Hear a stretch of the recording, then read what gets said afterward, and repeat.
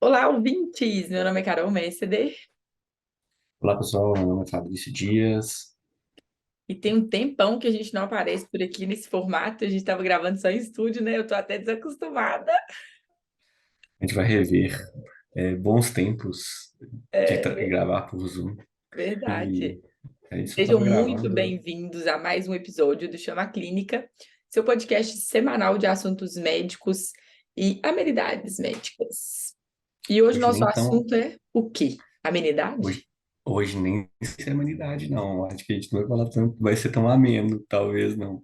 Mas é Também um, acho um que tema, não. um tema médico que é que talvez essa semana esteja muita. Veio a calhar, né? Eu acho que a gente tem que estar bem contextualizado essa semana de um tema muito polêmico, inclusive, até para a sociedade. Deu muita repercussão. Já era um assunto que a gente queria falar há um tempão, especificamente você já sempre tinha colocado isso em pauta, a gente ficava protelando e tal, mas chegou a hora da polêmica. Chegou a hora da gente dar opinião, né? O Chama É, Clínica não vai se esconder, né? a Acho gente que não fica em cima do muro. jamais, de jeito nenhum. E qual é o assunto? Hoje nós vamos falar sobre as terapias alternativas, sobre Um pouquinho da linha tênue que é a medicina é, baseada em evidência e a medicina da picaretagem. exatamente. Eu acho que essa linha tênue, né, da medicina que a gente fala, essas terapias complementares aí, que passa do ponto e vira charlatanismo, né? Que é o que é a medicina que a gente definitivamente abomina. Verdade. Vamos começar do começo, né? O que que é o conceito de terapia complementar?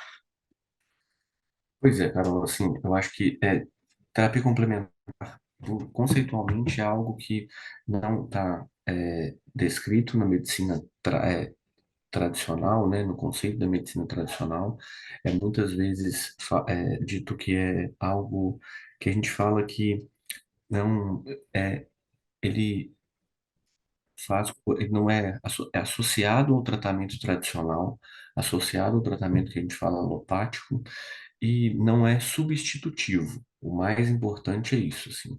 Ele não substitui. O nome, conceitualmente, ele já fala isso, né? Complementar.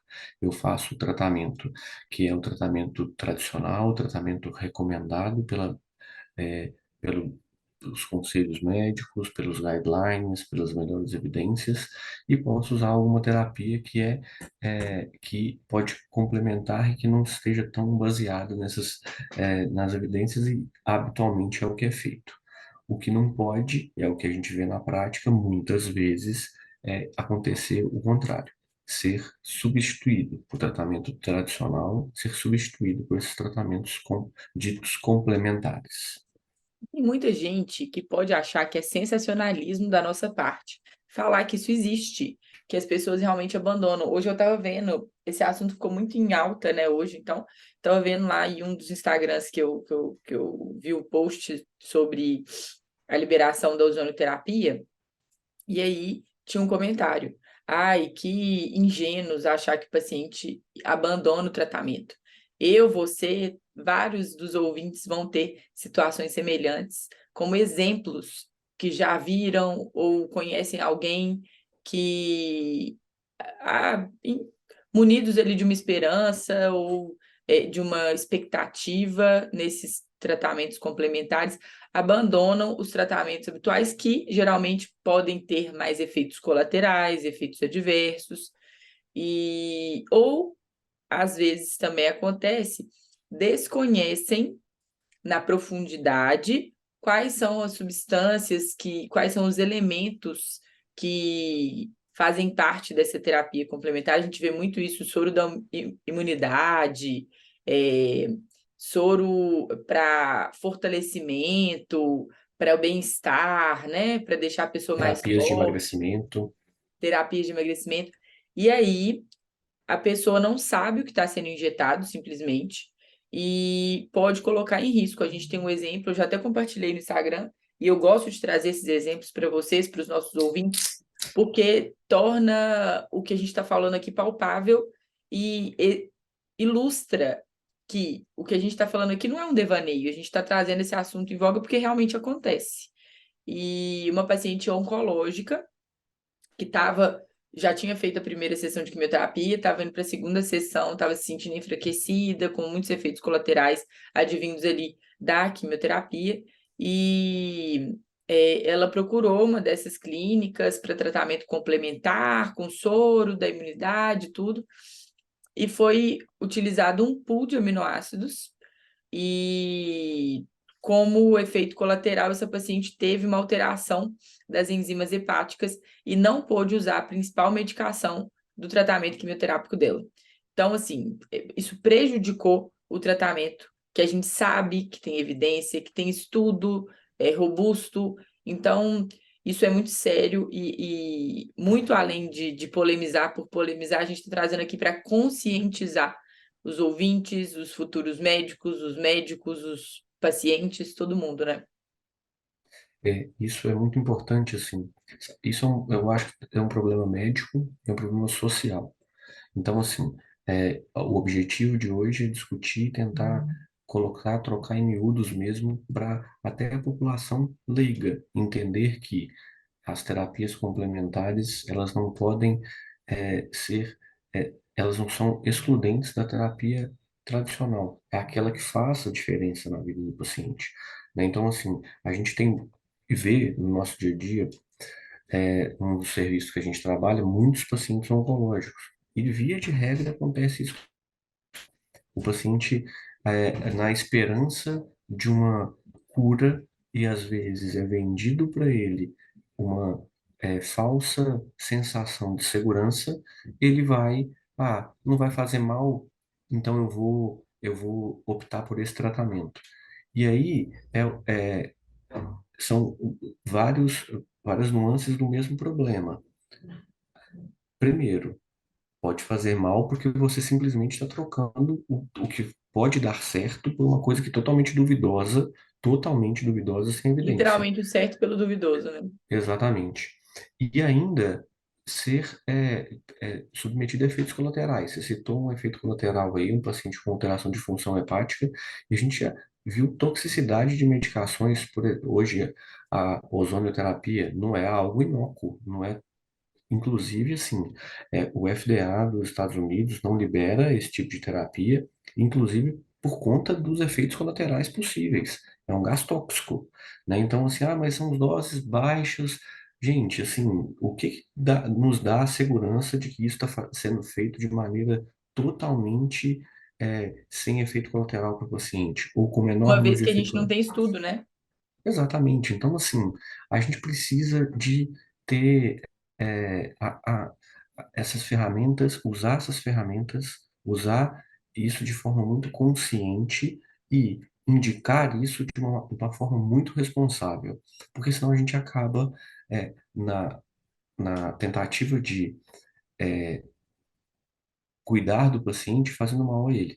E a gente costuma falar que um dos pilares da medicina, né, dos é, das frases principais da medicina é: primeiro, não causar dano, né? O primo non nocere, né? Então, assim, primeiro, não vou causar nenhum mal para o meu paciente. Então, se eu indico algo alternativo que vai acabar substituindo a terapia que funciona, eu estou fazendo mal para o meu doente, não estou sendo benéfico para ele. E assim, quando a gente fala que não tem estudo, gente, nós sabemos, e inclusive para falar desse tema com vocês, a gente estudou de novo o assunto, foi nas principais bases de dados que a gente tem da literatura científica, e existem mais de 4.500 trabalhos publicados sobre esse assunto. E aí o leigo pode olhar e ou uma pessoa com um julgamento antecipado falar assim, olha só, olha o tanto de trabalho que tá e a Carol tá aí falando que não tem. Mas aí, gente, nós temos que passar um pente fino nesses trabalhos para a gente ver a qualidade do trabalho e o nível de evidência que isso nos dá. É assim que a gente escolhe uma terapia de maneira segura. É assim que a gente muda a nossa prática, é assim que a gente baseia. Isso é uma das premissas da medicina baseada em evidência. Então, quando eu trago aqui essa questão, e a gente vai dividir com vocês aí no Instagram do Chama Clínica, no meu, alguns desses estudos que a gente viu, são estudos pequenos, com N pequeno, e que a gente não consegue tirar nenhuma conclusão ali a nível de saúde pública. Pode ser que funcione? Pode ser que sim, gente. Eu, Fabrício, a gente nós não estamos levantando a bandeira contra a ozonoterapia, contra a medicina complementar. Pelo contrário, a gente está trazendo aqui a seriedade do uso dela e nós temos que usar sabendo a ferramenta que a gente está usando e deixando isso claro para o nosso paciente. O que a gente vê na prática é muita gente vendendo como se fosse a salvação do paciente. A gente viu isso no Covid. O Covid trouxe isso muito para a gente. O empirismo, a falta de estudo como desculpa para usar uma ou outra medicação que não tem evidência científica, salve cloroquina. Então, teve muita gente que usou. Ah, mas mal não faz. Gente, pode fazer mal. Pode fazer mal. A gente viu o paciente indo para o CTI por causa de aumento de intervalo QT, que é um efeito colateral relacionado à cloroquina, com Arritmia breve grave, né? arritmia, complicando no CTI por uma medicação que não faz mal. Então, cuidado com esse conceito, cuidado com esses julgamentos. Ah, mas vocês estão falando sem saber. Não, a gente está falando com propriedade que a gente estudou. Então, como que uma medicação, como que um tratamento é proposto baseado em evidência? Pois é, assim, primeiro conceito que a gente tem que ter é o que que é medicina baseada em evidência, né? Eu acho É, que isso é, quando a gente fica falando isso, né? E é quase que um mantra, né? A gente se baseia nas melhores evidências. Nossa medicina é pautada nas melhores evidências. Nossa prática é orientada pelas melhores evidências. Então, o que que é isso? Antigamente, isso mudou em 96, para ser mais exato, esse conceito veio mais em voga, assim, que foi a medicina baseada no uso consciente, que a gente fala explícito, muito criterioso das melhores práticas e baseado no que tem de mais é, importante na literatura médica. Trocando em miúdos, o que que é? Antigamente, o médico se baseava na sua experiência, na sua vivência. Então, eu olhei 1.000 pacientes durante a minha vida com tal doença, eu vou tratar o 1.001 baseado na experiência dos meus 1.000 que eu vi. Se eu vi 10 pacientes, eu vou tratar o 11º baseado na minha experiência. O que que isso mudou? Isso mudou porque com a ciência médica avançando, a gente começou a estudar mais e usar ferramentas em que a minha experiência é associada à experiência do mundo inteiro e nos estudos científicos. E aí a gente vai a nossa ideia aqui é mostrar para vocês que os estudos eles começam desde os conceitos básicos. Então, para qualquer estudo acontecer, eu preciso primeiro ter a base fisiopatológica. Ele tem que ter plausibilidade biológica. Ou seja, uma terapia, para eu começar a estudá-la, eu preciso de saber, olha, faz sentido do ponto de vista fisiológico? Uma medicação X para tratar uma doença Y, ela faz sentido do ponto de vista fisiológico? Sim, ela faz. é aí Então, que tá a pronto. armadilha muitas vezes também. Porque faz É. tanto sentido do ponto de vista fisiológico que a gente quer acreditar que funciona. E isso é, inclusive, usado como muitas vezes para alguns colegas, alguns médicos, defenderem o uso da medicação, vide o COVID. Então, assim, o COVID, a cloroquina faz sentido fisiológico? Sim. Ela tem benefício? Não. Então, assim, é, ter benefício fisiológico ou fisiopatológico não quer dizer que ela vai funcionar. E aí, como que a gente vê isso? Colocando isso, testando isso a nível populacional. Então, os estudos com maior nível de evidência ou mais robustos são aqueles que eu comparo o que eu já tenho de sedimentado na literatura.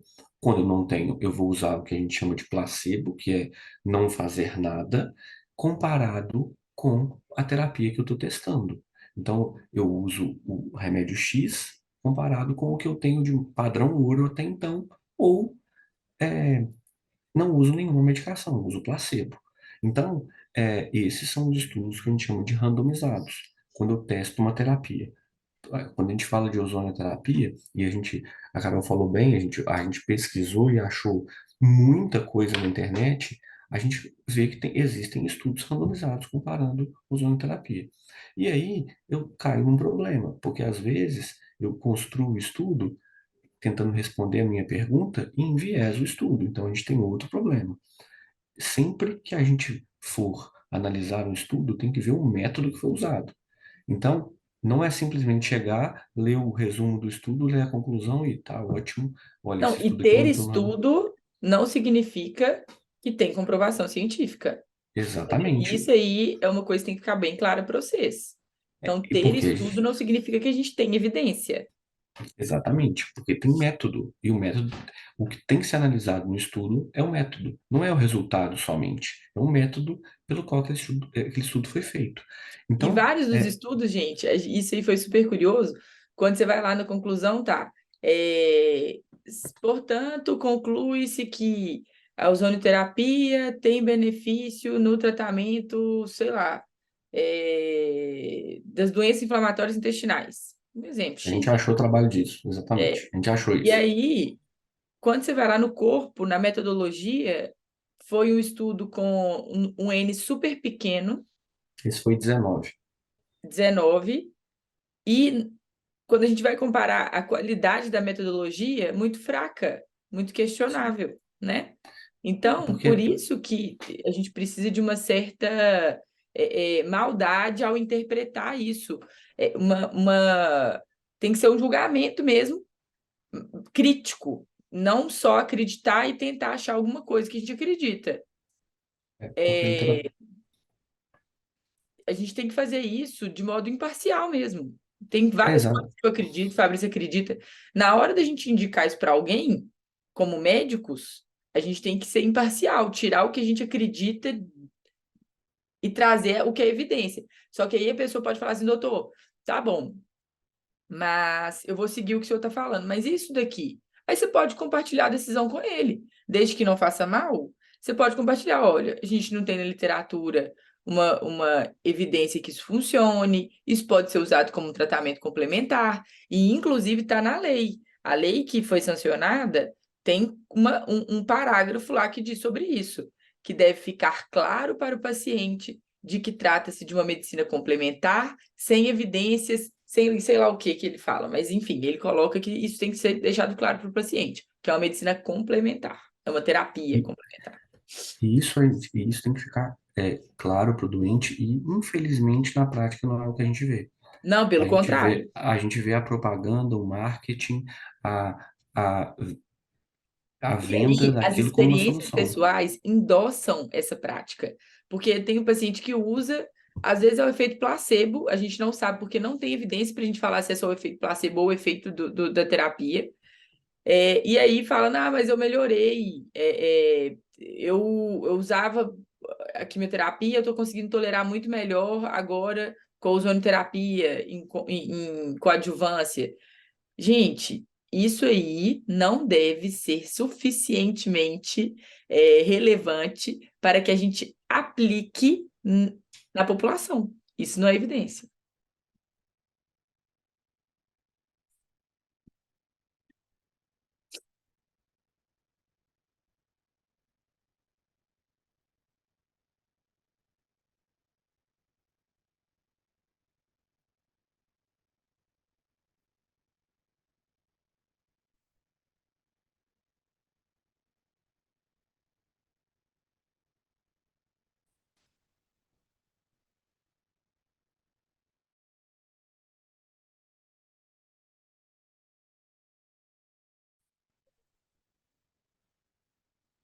Oi, eu vi. Aí, voltando. Agora eu não sei se gravou a outra parte. Gravando normalmente. Inclusive continua gravando. Voltou para o mesmo tempo que está faltando aqui. Tempo para gravação, 8 minutos e 37 que falta. Tá, Está aparecendo aqui para mim. então tá. Tá? Voltando aqui, então, a gente estava falando dessa questão da plausibilidade biológica, da questão fisiopatológica, do que é a medicina baseada em evidência, quais são as premissas, e como que a gente consegue basear isso, como é que a gente muda a nossa conduta por meio da medicina baseada em evidência. Vale a pena, nós não vamos esgotar esse tema, teria que ser uma discussão só disso, mas existe uma pirâmide da medicina baseada em evidência, que aí quanto mais na ponta, maior o nível de evidência. No Então, ápice da pirâmide, você tem maior nível de evidência, os melhores exatamente. Então, a estudos. base da pirâmide são a opinião de especialistas, estudos em animais, estudos in vitro. Aí depois a gente tem relato de caso, série de caso, estudo caso-controle, estudo coorte, ensaio clínico randomizado e as revisões sistemáticas. Nessa ordem, a Meta-análise. gente vai aumentando o nível de evidência. Para a gente conseguir mudar a conduta, gente, mudar uma prática a nível de saúde pública, nós temos que ter uma evidência boa, nós temos que ter um nível de evidência bom. Então, não basta ter estudo. Estudo in vitro é uma coisa. Então, nem todo resultado in vitro eu consigo aplicar, eu consigo ter em vivo. Então, ter esses conceitos aumenta a robustez da discussão, né? E eu acho que aí a gente tem que pensar, qualquer terapia, mas eu testei aquilo lá no meu laboratório e funcionou muito bem para o ratinho lá. Então, assim, opa, calma lá. Estudos em animais é a primeira fase de um ensaio clínico, né? Então, assim, eu tenho que pensar, inclusive, nas fases do ensaio clínico, existe os estudos de fase um, 2, 3. Isso é mais complexo, isso é fundamental conhecer. Todo médico que se interessa por fazer o melhor tratamento para o seu paciente, ele não pode simplesmente se basear em estudos de fase um, fase 2. Ele tem que pensar em estudos robustos, lá na frente, em que aquilo já está sendo testado em humanos, pesquisando uma coisa que é fundamental, que é segurança. A gente tem que pensar não só na valor terapêutico da medicação, mas na segurança. Não adianta ser muito eficaz do ponto de vista terapêutico se tem efeitos colaterais proibitivos. O paciente tem um risco de ter uma hemorragia grave e morrer da hemorragia. Opa, calma lá. Então, essa terapia não pode, apesar de eficaz, ela é contraindicada. Então, e como que a A gente gente tem sabe até disso? estudo que Com os para no estudos, meio do caminho, se a gente vê que alguma coisa, se é identificado algum potencial risco para aqueles isso, integrantes do estudo. exatamente. Então, assim, as análises interinas que a gente fala, que são essas análises realizadas durante o estudo, é para ver, olha, o que eu estou usando está sendo muito inseguro, está sendo muito ruim, ou às vezes o que eu estou usando uma terapia tão boa, isso acontece também, tão boa, que ela é tão superior ao que está sendo usado atualmente, ou o placebo, que fala assim, não, esse estudo tem que acabar, porque esse estudo é muito positivo, É, essa droga tem que começar a ser usada rápido porque eu estou perdendo o paciente que não está usando ela. Então, assim, a complexidade que é a medicina baseada em evidência para a gente chegar no ponto de usar ou não uma medicação. e Para por que simplesmente, que as pessoas procuram a terapia complementar? O que que você acha que é, falta? O que que você acha que acontece? eu acho que muitas vezes acontece da insegurança, do medo. Então, assim, Da busca e pela esperança também, né? a busca muitas vezes também, e isso é um problema, a busca pela solução fácil, simples, rápida, pelas promessas de solução altamente eficaz, pelas porcentagens empíricas relacionadas a isso, pelas experiências pessoais e depoimentos pessoais de algo que é muitas vezes sem comprovação nenhuma, e as pessoas se apegam a isso. Quem está com uma doença grave, com medo, com angústia, sofrendo com aquilo, na hora que chega uma solução que parece milagrosa, ela muitas vezes se apega a isso. Então, assim, de novo, as terapias complementares têm o seu lugar, mas elas têm que ser complementares, eu acho. Então, assim, a medicina baseada em evidência, as medicações comprovadamente eficazes, elas são prioritárias e têm que ser usadas de maneira sistemática. Não É, é e a gente falou que se substituir posicionar em relação à ozonoterapia, a gente acha que foi um erro sancionar, a ter totalmente. sancionado essa lei, porque a gente não tem estudo para falar que isso não faz mal. Então, assim, para a gente liberar aí, para ter sido liberado igual foi, pode ser que daqui a alguns anos a gente veja ou que foi bom e que nós estamos falando bobagem aqui, ou que pode ter dado muito ruim e algumas vidas terem sido colocadas em risco, né? Do mesmo jeito que tem trabalho ruim mostrando benefício, tem trabalho ruim também alertando sobre os riscos. Então, a gente viu o trabalho de relação de infarto com quem estava usando, é, só que também qualidade ruim. Então, nós vamos falar e deixar bem claro que a qualidade dos dois lados, sem vieses, bem transparente, Exatamente. igual o Chamar Clínica é. E isso é importante, assim, a gente pensar que é, ao nível de qualidade de 4.500 trabalhos na literatura, só um site de busca, né? Só no PubMed, são 4.500 trabalhos, fora nos outros. Então, assim, só que os grandes, por exemplo, Cochrane, que é um grande, é, é, Base de dados, né? uma base de dados muito importante na medicina baseada em evidência. Ela não recomenda o uso por não existir evidência.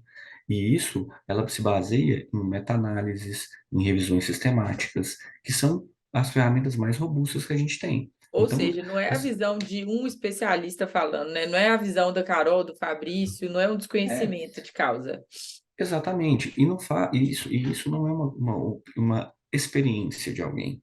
É baseado no que se tem produzido até hoje. O que a É, gente tem de produção até hoje não nos autoriza a usar isso como algo que seja eficaz. Então, não defendemos esse uso e me dá muito medo na hora que eu leio essa lei. Porque, assim, a lei e no Brasil a gente tem a interpretação da lei, a lei fala, isso não pode ser oferecido como uma terapia substitutiva. Mas a gente sabe que na prática isso não acontece. Então, assim, para isso atenção é muita atenção, muito cuidado, para todos. Pacientes, sai. isso aí vai redobrar e o discurso eu consigo até ver. Olha só, foi liberado, se foi liberado. Só que aí é dois pesos, duas medidas, né? Assim, a ausência de ciência em alguns momentos é questionada, em outros momentos não. Então, afiem o raciocínio crítico de vocês. Essa é a mensagem final.